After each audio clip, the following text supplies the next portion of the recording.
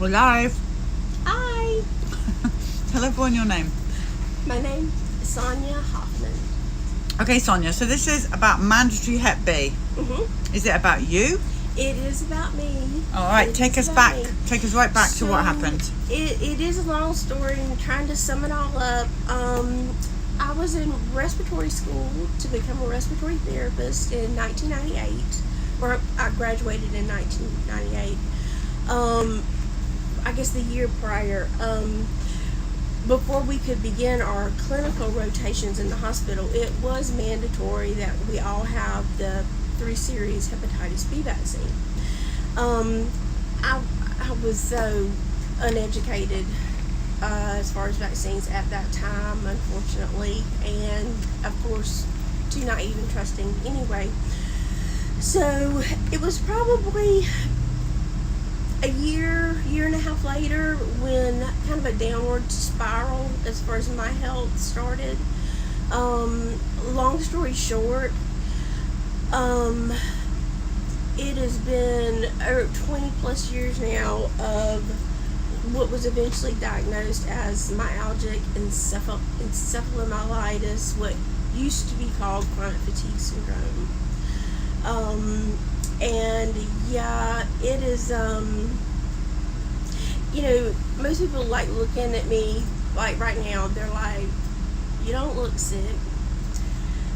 And I like to say, I'm good at, a lot of gaslighting, especially in the early years, people with this disease, a lot of medical gaslighting and psychological, which it was of course proven to not have a psychological basis, but truly be, it's a neuroinflammatory disease.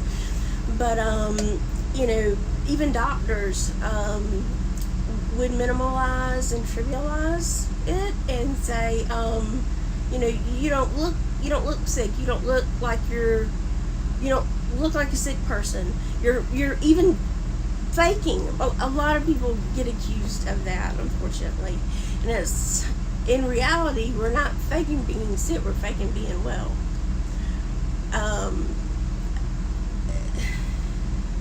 There's so much I could say.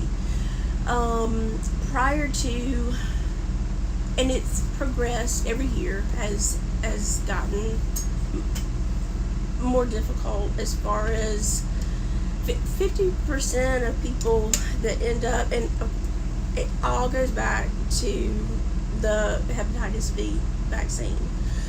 I've been to so many alternative practitioners and Western medicine, but it all goes back to that. Basically, people like me are just surviving. 50% of people like me, cannot work, and those that do work, are able to work, it's at the sacrifice of something else. It's like that's all they can do is work, or vice versa. If they have a personal life, a home life, they can't do everything. They probably, whereas most people have 12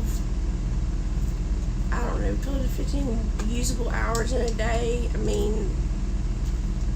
A person like me would have maybe 5 or 6 or less. And I would probably be classified as moderate, but the point that I would really love for people to know is, finally in 2015, the CDC had the National Academy of Medicine convey a panel, and that's when they renamed it to myalgic encephalomyelitis. I'm sorry, my mouth is so dry. They convened a panel. She's drinking water, not beer. Oh yes, it is water. I got it from your people. Just in case people think. It's such such ridiculousness to me. I'm getting ready to tell you. The CDC website, if you look up MECFS on the CDC website, the first thing you're going to see is this little downloadable, printable like handout. Could you have MECFS? And it names some symptoms, and then at the bottom it says we drew this list of key symptoms from the Institute of Medicine report by an expert committee of the National Academies of Science, Engineering, Medical in 2015, the name of which is Beyond Myalgic Encephalomyelitis Chronic Fatigue Syndrome, Redefining an Illness. So if you actually go, and there's a link right there on that CDC page that you can click, and it takes you to this 305-page study. Okay. The first page, hold on, let's see, where's it? The first page, summary. It says the cause of this disease remains unknown. Although in many cases, symptoms are triggered by the first thing they listed, immunizations, then infections or other trauma and other prodromal events.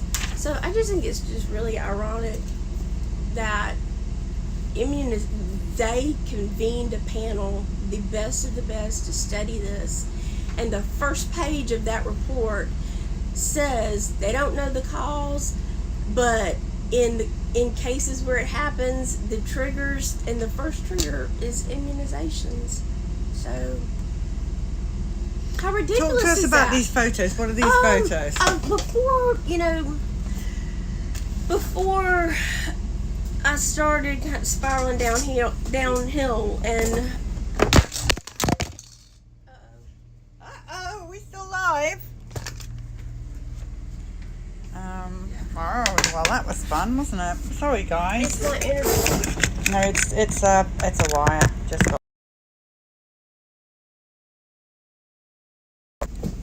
Sure, what's going on? Okay. There we are. We're still live. Yep. Are you still with us, everybody?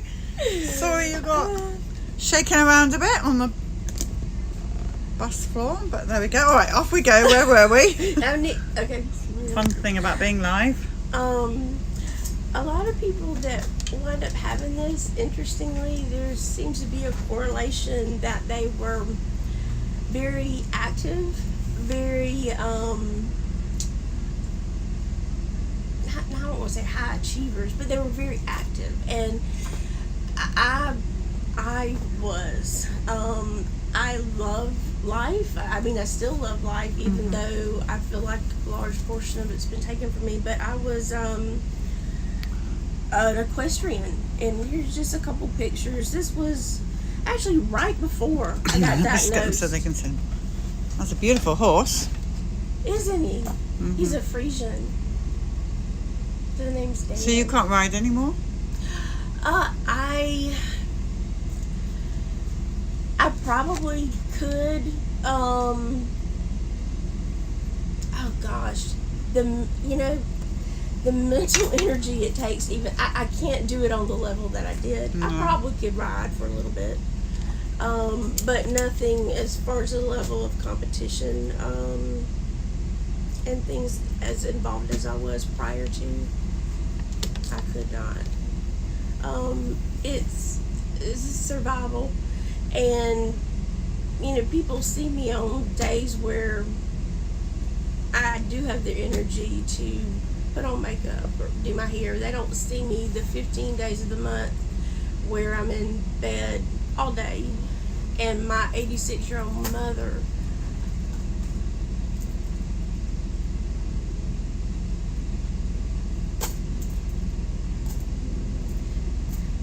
has to take care of me.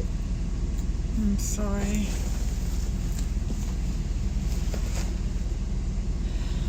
So it's just, so deceiving looks are,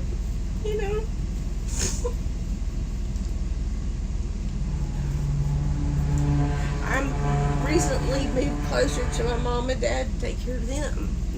My dad is 89. My mom's 86. Not the other way around. But, I